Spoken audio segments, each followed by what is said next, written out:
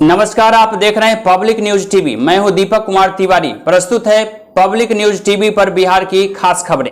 जातीय जनगणना के मुद्दे पर बातचीत करने के लिए बिहार के 11 सदस्यीय सर्वदलीय प्रतिनिधि मंडल मुख्यमंत्री नीतीश कुमार के नेतृत्व में आज दिल्ली में है। प्रधानमंत्री कार्यालय में बिहार के नेताओं का पीएम नरेंद्र मोदी के साथ बैठक आज की गई। तय समय पर आज सोमवार की सुबह में 11 बजे सीएम नीतीश कुमार के साथ 10 अन्य नेता बैठक में शामिल हुए। बैठक खत्म होने के बाद सीएम नीतीश कुमार ने मीडिया कर्मियों से बातचीत की। मुख्यमंत्री नीतीश कुमार ने कहा कि प्रधानमंत्री के समक्ष सभी दलों के नेताओं से इस मुद्दे पर अपनी बात रखी गई है। उन्होंने इस मुद्दे पर सारी बिंदुओं को ध्यान से सुना है। बिहार में पंचायती राज चुनाव की रणभेरी मंगलवार को बज जाएगी। राज्यपाल की ओर से अधिसूचना जारी होते ही राज्य के ग्राम पंचायत क्षेत्रों में आदर्श आचार संहिता लागू हो जाएगा। आदर्श आचार संहिता लागू होने के साथ ही भले ही चुनाव लड़ रहे अभ्यर्थियों को उन नियमों का पालन करना है, लेकिन अधिसूचना जारी होते ही सरकारी अधिकारियों एवं कर्मचारियों के लिए भी आदर्श आचार संहिता की व्यवस्था कर दी गई है। राज्य निर्वाचन आयोग की ओर से जारी दिशा निर्देशों के मुताबिक शासकीय अधिकारी एवं कर्मचारीगण की भूमिका निर्वाचन को सफलतापूर्वक निष्पक्ष संपन्न कराने में महत्वपूर्ण होती है। निर्वाचन कार्य में लगे शासकीय अधिकारियों एवं कर्मचारियों को न केवल निष्पक्ष होना चाहिए, अपितु निष्पक्ष दिखना भी चाहिए। सामान्यतः निर्वाचन के दौरान शासकीय विभागों के पदाधिकारियों एवं कर्मचारियों को सतर्कता बरतने की आवश्यकता बताई गई है। जारी निर्देश के अनुसार अधिकारियों एवं कर्मियों को ऐसा कोई कार्य नहीं करना चाहिए जिससे ऐसा आशंका भी हो कि वे किसी उम्मीदवार की मदद कर रहे हैं। चुनाव के दौरान यदि कोई मंत्री निजी मकान पर आयोजित किसी कार्यक्रम का आमंत्रण स्वीकार कर लें तो किसी सरकारी कर्मचारी को उसमें शामिल नहीं होना है। यदि कोई निमंत्रण प्राप्त होता भी है तो उसे विनम्रता पूर्वक अस्वीकार करना होगा। किसी प्राकृतिक प्रकोप या दुर्घटना को छोड़कर जिसमें प्रभावित लोगों को तत्काल सहायता पहुंचना आवश्यक है, निर्वाचन की घोषणा से लेकर मतदान के समाप्त होने तक इस अवधि के दौरान पंचायत के किसी पदाधिकारी के क्षेत्रीय भ्रमण को चुनावी दौरा माना जाएगा और ऐसे दौरे में पंचायत के किसी कर्मचारी को उनके साथ नहीं रहना है।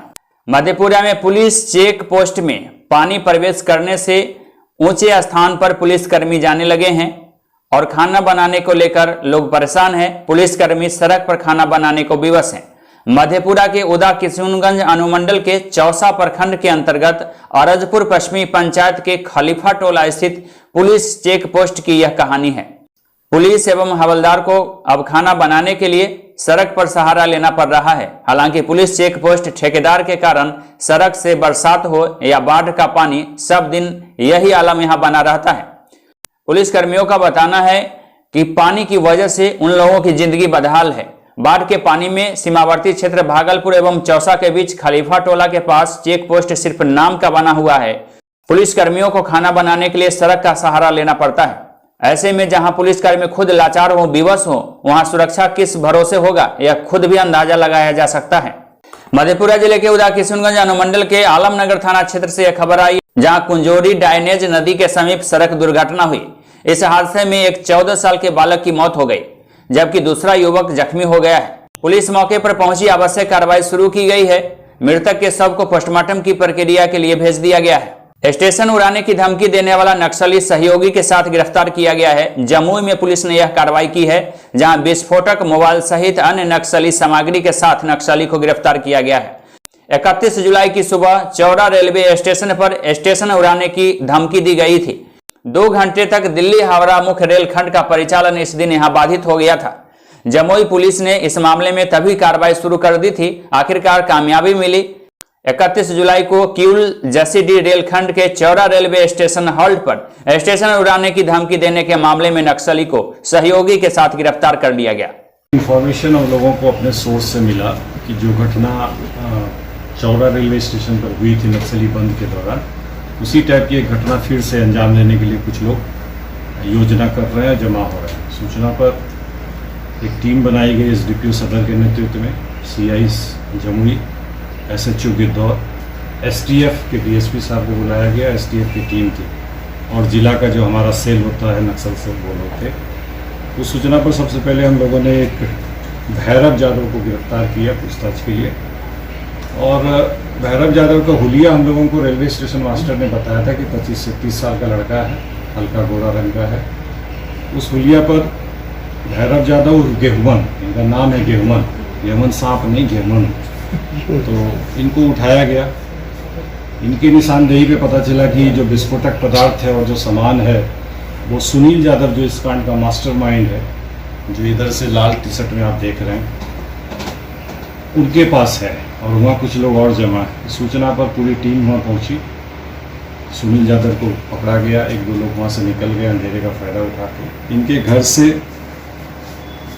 एक्सप्लोसिव मिला 2 पीस, डेटोनेटर मिला, 60 मीटर तार मिला, वायर रेड कलर का। इधर सीतामढ़ी जिले के परिहार में अवैध नर्सिंग होम के खिलाफ कार्रवाई शुरू की गई है, जिसके बाद से हड़कंप मच गया है। परिहार प्रखंड क्षेत्र में संचालित अवैध नर्सिंग होम के खिलाफ आखिरकार प्रशासन का डंडा चला। सोमवार को मुख्यालय स्थित 5 नर्सिंग होम को सील कर दिया गया, जबकि समय अभाव के कारण से 4 नर्सिंग होम को कल सील किया जाएगा।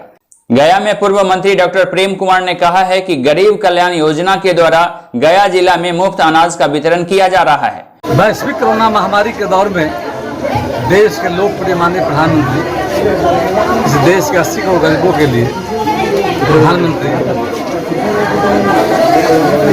गरीब कल्याण अन्न योजना के तहत पूरे देशवासियों को, जो 80 करोड़ लोग थे, ऐसे गरीबों को मुफ्त अनाज देने का सरकार ने निर्णय लिया है। और आज हम सब गया नगर विधानसभा क्षेत्र में भगवान विष्णु के पावन गया धाम में यह कार्यक्रम को चल ही रहा था मई से, जो आगे दीपावली तक चलेगा जाकर।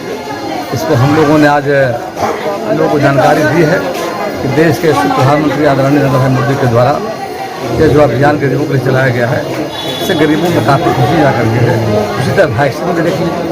बंदरा में प्रखंड विकास पदाधिकारी प्रशांत कुमार सोमवार को प्रखंड के तेपरी में पंचायत स्तरीय जनप्रतिनिधियों के साथ बैठक की। इस दौरान विभिन्न कार्य योजनाओं के संदर्भ में समीक्षा की गई।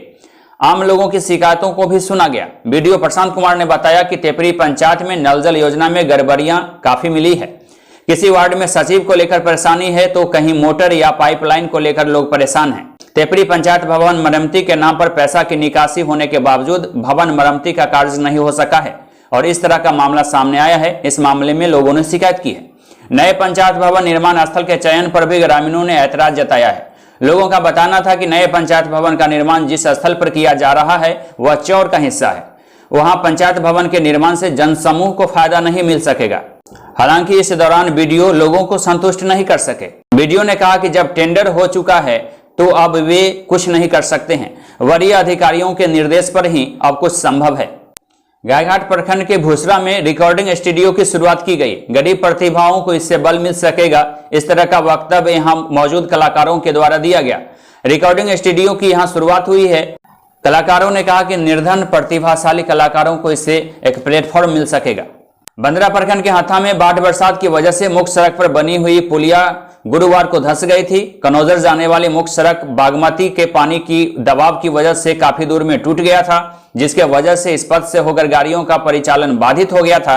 इस मामले में गायघाट के विधायक निरंजन राय ने शनिवार की शाम अभियंताओं की टीम के साथ मौके पर पहुंचकर हालात का जायजा भी लिया था।